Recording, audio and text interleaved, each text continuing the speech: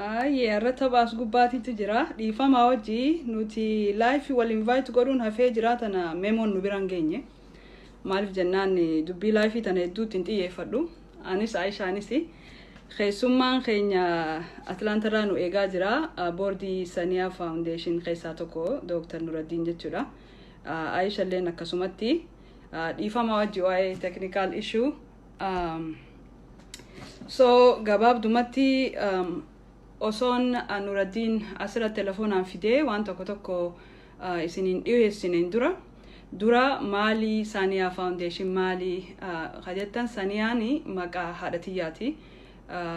Haati tiyyeedduu nama gaarii turte nama oromummaa isiitiin boontu turte ammaaf ardiran jirtu nu bira rabbi rahmataa godhuufi. So maqaa isiitiin waan gaarii takka hojjennee akka dabarruufi yaada kana lafaa kaase ture eegala jechuudha ammataa fi maal dura. Yeroo dabrellee samara keessa inaugural eventii kanatti qophoonnee ture garuu eventiileen adda addaatii fi kaalandarrii community keenyaa walxaxnaanii garanatti dabarsine. Baranas gaahuno alhamdulillah rabbil alamin sila arra guyyaa irraa kana ture karoora nuti qabnu yaada waan irra geenye waan irratti hojjetaa baane anaa fi boordiin Saniyaa Foundation atillee isinii dhiyeessinu sila guyyaan arra ture akkuma agartanitti ardiin ofiifuu fitnaa dilata keessa galtee jirti rabbi kanarra nagaan nu dabarsu haa ta'u garuu inshallah gaafa dabarree Saniyaa Foundation dalagaa isaa itti fufa hanga sullee gayaa bada abdii namaati waan jiru tana waan duniyaanuma yaannaa jechuudha. So Saniyaa Foundation maali yoo hojjettan ta'e yaada non-profit Minnesota register ta'ee IRS irraa tax exemption isaa fudhatee seera fi heera guuttatee boordii guutuu wajjin non-profit sosoof qophaa'ee taa'u jirudha jechuudha. Waa'ee kana amata dabre kana keessa yeroo argadhetti isin beeksisaa ture. So yaanni nuti qabnu karoora isaa dheeraadha yoo rabbi jedhe haa ta'u garuu dura ni eebbisna jenneeti duraan yaadaa turre amma haala amma keessa jiru kana keessatti nama walitti qabuun akka hin taane ni beeytanii kanaaf jecha haqamee jechuudha. Haa ta'uti garuu yaanni isaan haqamne ni deema yaanni jechuudha. Yaanni Saniyaa Foundation ijoollee dubartii kan iskuula deemtuu fi haadholii teenya warra iskuula barachuudhaaf carraa hin argatiniif haala kamiin argitee carraa kanneen fi gara barnootaanis ta'e gara daldalanii maatii isaaniitiif of dandayu tajoollee iskuula keessa jirtu taate immoo haala isaan ittiin of gargaaranii iskuula keessatti itti fufan godhuudhaaf yaada qabatee kan qophaa'e ta'a jechuudha. Proogiraama eeriyaa 4 qabnaa websaayitii keenya peejii irratti yeroo adda addaatti sheeriin godhaa bahee ammallee sheer isiniif hin godhaa achirra dheexanii laaluu ni dandeessu. San keessaa proogiraamni lamaan nuti irratti xiyyeeffachuu feen boordiinis anis proogiraama barnoota ijoollee dubartii Oromoo jechuudha ijoollee young girls sanii fi projectii daraaraa projectii jennuun kana daraaraa projectiin feminine hygiene rakkina jiru biyya teenya fi biyya biraallee biyya guddataa jirtu keessatti dubartiin hygiene gite waan itti fayyadamtu waan addatti dubartiin itti fayyadamtu kana access godhuu isaan dhibaa haala waan kana itti dhiyeessinuuf irratti kan hojjetu ta'a jechuudha proogiraamni sun. Kanuma Saniyaa Foundation yaada dhuunfaa kiyyaa ta'u malee yaada Oromoota hunda keessa jiru yaada argitee maybe waan hedduu takkallee yoo godhuu baanne hanga takkaaf dubartoota keenya gargaaruu ni danda'a jee yaadeetti amanu. Yoo rabbi jee yoo dachiin lafa nagaya taate lafa sanirrallee dhufunee deetaa mataa keenyaa hojjannee bakka rakkinni gurguddaan jiru laallee eessaa haa eegallu eessatu durfamuu qabaa nama hangam of jalatti galchuu dandeenya yeroo duraatiif waan jiru bajata keenyaa fi waa hundaa'u lafa Oromiyaa irratti gabbuunee dalaguudhaa fi karoorri keenya jechuudha.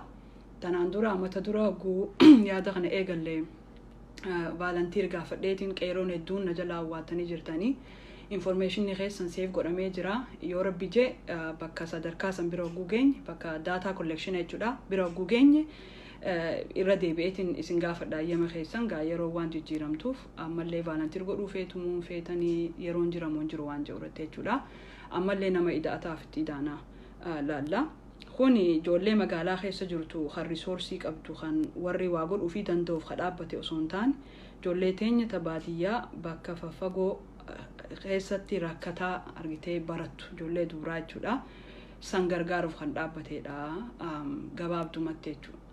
Websaayitii akkuma isin jee ammallee sheeriin isiniif godha ni ilaaltanii seera guuttannee waa hunda qophoonneeti khaas baane Minnesotatti registration qaba ammallee 501c3 status qabna tax exemption jechuudha.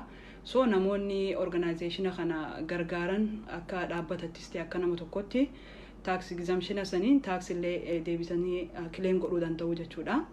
So kanumaan isinitti himuu barbaade mee amma yeroo tokko live waliyaamuun hafee dubbii jettu sangaa nuti meemoon nun geenye live kana gidee takka ijaraba baasna malee haala inni itti hojjetu illee hin beeynu.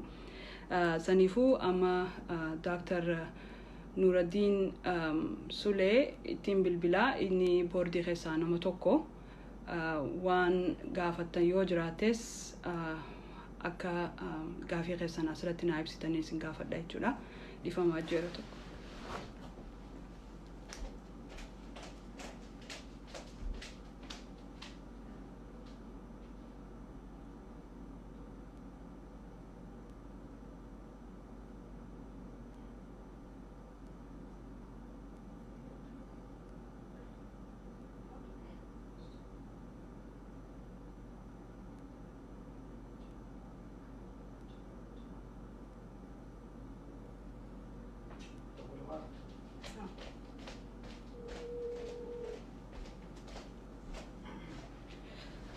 Deebinee dhufnee jirra gaa'ii Honooti Dr. Nuruddin gara isaanittiin yaada qaban isiniif ibsu gaafii keessan asumarratti ol daddarbaadha. Akkuma dandeenyu godhaa jira teknooloojii laayifii kana xiqqoo hedduu achi hin geenye hin balaxagne gana. Hayyee. Anumaatu har'a laayifii seena jennaan dubbifaa jeera bitadaatu. Nuruddin har'uma qofa laayifii seenuu barbaade akkana duraa taate dhiifama godha. Har'a harkattee carraan biyya akkana taate maami. Dr. Nuruddin gara isaanittiin yaada qaban isiniif ibsu gaafii keessan asumarratti ol daddarbaadha. Akkuma dandeenyu godhaa jira teknooloojii laayifii kana xiqqoo hedduu achi hin geenye hin balaxagne gana. Anumaatu har'a laayifii seena jennaan dubbifaa jeera bitadaatu. Nuruddin har'uma qofa laayifii seenuu barbaade akkana duraa taate dhiifama godha. Har'a harkattee carraan biyya akkana taate maami.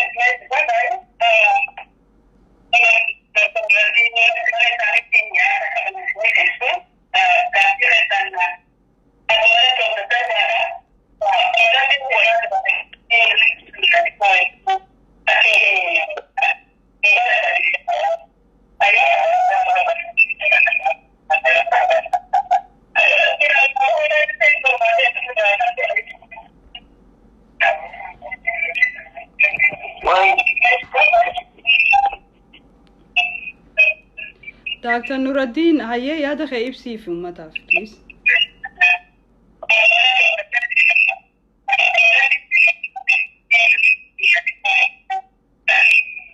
Dhiifama wajji qooqa ekoo qaba. Yaada keessan barreessaadhaati isiniif deebisuuf yaalla. Meerree waan yaada. Walumaa galatti ni beeytan rakkina uummata keenyarra jiru. Faraqaa gabrummaadhaa rakkina hedduutu uummata keenyarra jira. Gabrummaa namoota dubartiidhaa dachaan isii lama. So sanumarratti gargaarsa kana kan eegallee fi argitee utubneetuma akka itti fufnuuf jechuudha. Sanuma gaa Nuruddin laayifii keechuuf maybe telefoonan directly himiif yoo akka ekoon taane. Walumaa galatti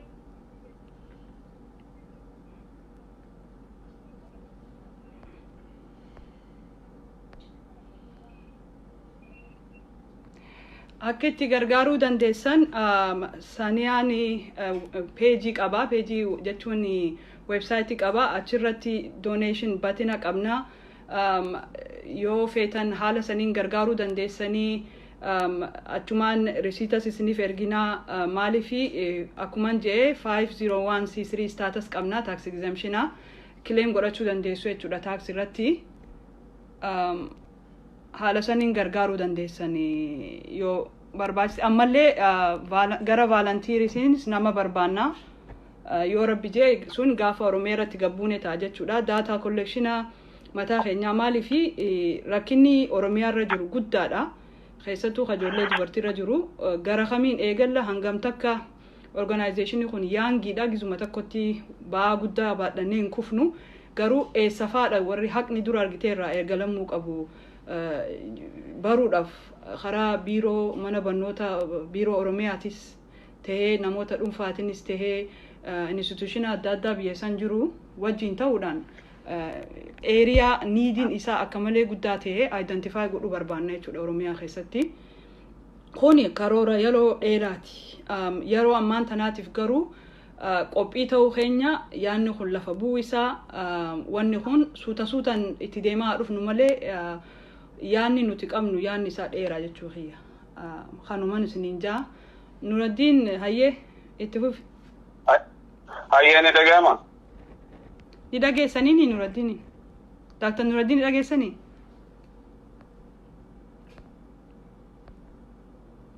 I think it go ahead okay duraan dursee gara soomina jaas carraa kana naafan dhufeetiif boordii kana keessa jiraachuuf wanni kana jeef maali wanni kun wanni itti dhaabbateef Saniga Foundation wanni itti dhaabbateef bu'aa ummata keenya bu'aa guddaa qaba especially dubartiidhaaf jechuudha akkuma mishiina irratti gartanii provide accessibility to educate leadership and economic independence to women in agriculture. Wanti kun waan xiqqaa miti waan jabaadha maaliif yeroo biyya deeme san biyya sana ture eegan dhufee biyya sana jiraattee waggaa biyya deemtu haalli jiru sun beektaa haala jabaadha.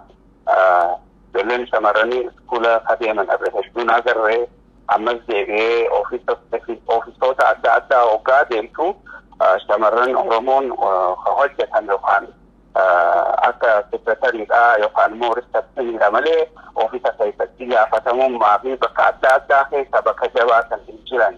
Addunyaa irratti walqixxummaa wanni jedhamu sun ganaadha akka biyya kanaatiin jechuudha. Haa ta'u malee wanni achi deemaa jiru sun hedduu adda jechuudha. Wanni isin jechuu barbaadu maali?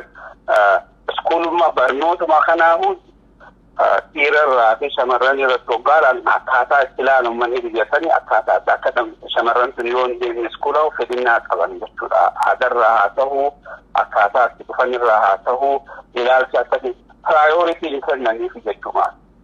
Considerable kate priority hin kennaniif. Gender equality sun jechuun sun ganaadha. Akkasumas tahee rakkoon ammaa jettee kana feminaajiin sun rakkoo guddaa jira. Ijoolleen rakkina saniif jecha iskuula saniif hin deeman hoggaa rakkina qabaatan san iskuularraa ni hafanii faamiliin ummas iskuulli kun bu'aa qaba iskuula deemaa jedhanii carraa sanii faamiliin rakkoo keessa jiranii sanii isaanii sun dhiiban jechuudha.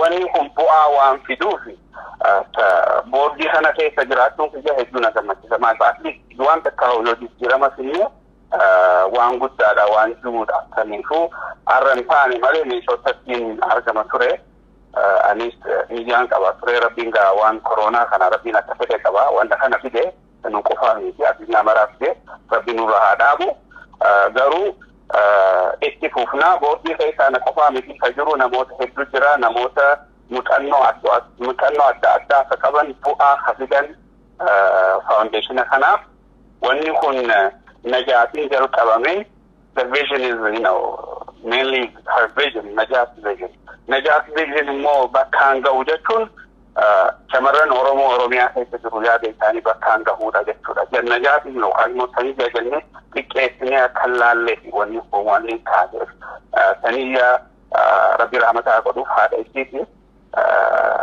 anis hin beekaan yookaan misoota jiraatee biyyatti hin beekaa rabbi rahmataa godhuuf idaan jalqabdee wanni kun najaatiidhaan yaada najaatiidhaan jalqabee wanni kun najaatii qofarratti irra raa'u anis ilmoon qaba wanni kun wanni shamarran kun wanni dubraan kun waan guddaadha.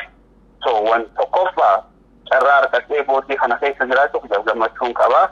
Lammaffaa immoo waan hin danda'u humna rabbinaa kanneen wanna kana bakkaan akka gahu tattaasiin godhaa jechuudha. Hedduun haasawin nagaa taasisan jedhu.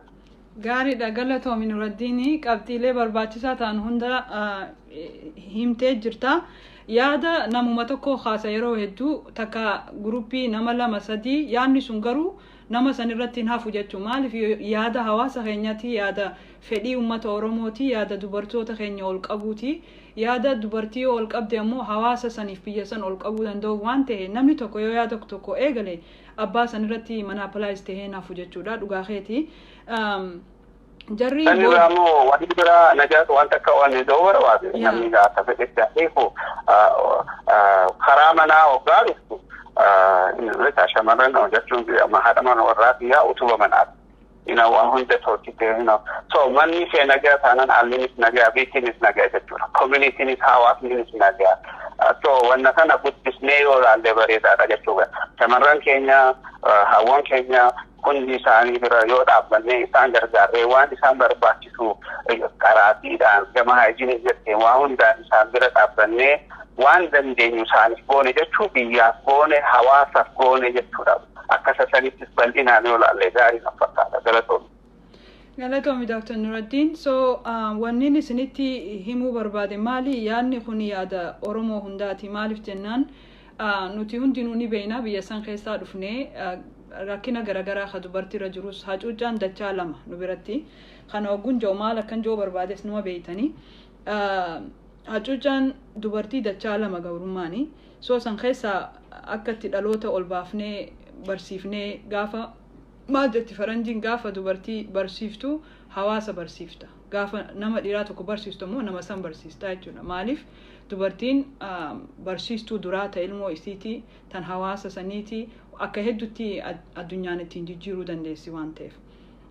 Warri gaafii asirratti na gaafatan keessaa Oromoo community'n achi jiru gahee maalii taphataa coronavirus uummata keenyarraa ittisutti waan jiru.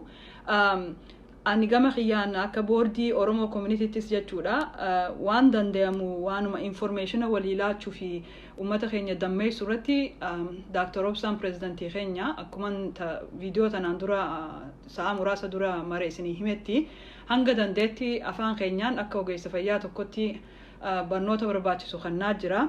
Gara biraatiin ammoo International Oromo Physician Health Association IOPAN wanta kalama ni yaala isaan immoo isaanirraa direct dhageessan jechuu haala kamiin akka isin gargaaruu danda'an takkaanu haala uummata keenya biyya jirutti baraaruu danda'an anama achi keessan jiru walaakin isaan waa isiniin jiru malanii gara biraatiin gaa yaadumaa fi barnoota walii laachuudha irratti wal gargaaraa jira yeroo ammaan tanaa kanatti wanni biraa wanni walii goonu jiru kun ammoo Oromoo community as jirtu tan Oromiyaa jirtu qofa osoo hin taane guutummaan addunyaatu wama kana wanni asaadhaan waan isaa baraa haalatti irraa itti ofittisnu maatii keenyas ofii keenyaafis baraati deemnaa jechuudha.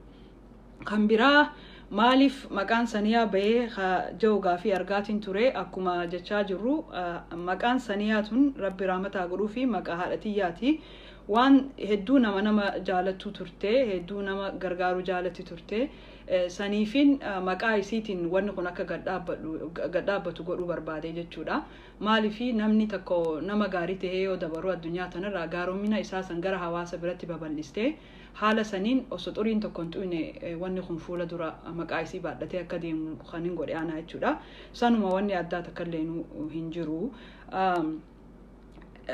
So boordiin teenya hedduudha nama tokkollee Oromiyaa irraa qabnaa jechuudha boordii keessaayi walaakin guyyaa yoo rabbi jeetanarra dabarree yeroo dhiyoo keessatti hundi isaaniitu eenyufaa akka tahan wal baruuf teessanii jechuudha rabbiin dura kanarra nu haa dabarsu waan amma arra gabbaanee hangana isinitti dubbanneef guyyaan sila akka ilmoo namatti ni tuqa akka nama waa godhuu danda'utti baallamaaf kaayanne waan kana eebbisuuf arra waan tureef gabbaanee hawaasan wanni kun hunda keenya irra ga'ee gaa wanni hundinuu xaragameeti namuu mana jira haa ta'u garuu waan kanarra ibsa gayaa isinii kannu barbaanneeti boordi membarii keessaa Aishaa fi Dr. Nuraddiin hedduu galatooma as bahanii akkasitti isinitti dubbataa jiran jechuudha. Kanuma ammoo har'aadhumaa waan hin joo barbaadu waan kana leadership illee keessa jira. Leadership akka itti dubartiin Oromoo exercise godhuu dandeessu gara iskuularraa eegalee ittiin ol guddatuu dandeessu kompoonantii pirogiraama shanan keessaa tokko isa jechuudha. Haala san akkamittiin pirogiraama keenya keessatti integrate godha jeetti yaadetiin ambassadorship argitee organizationa kana iskuulatti assist tahee ijoollee teenya asta diaspora irra dhalattees tahee tan Oromiyaa keessa jirtu ijoollee dubartiitis tahee tan dhiiraa walaakin moor xiyyeeffannaan ijoollee dubartii irratti ambassadorship isaan fudhatanii mishina sanii babal'isuu irratti hojjetanii achumaan haala leadershipummaa ittiin shaakalan akka platformii ta'uuf jechuudha.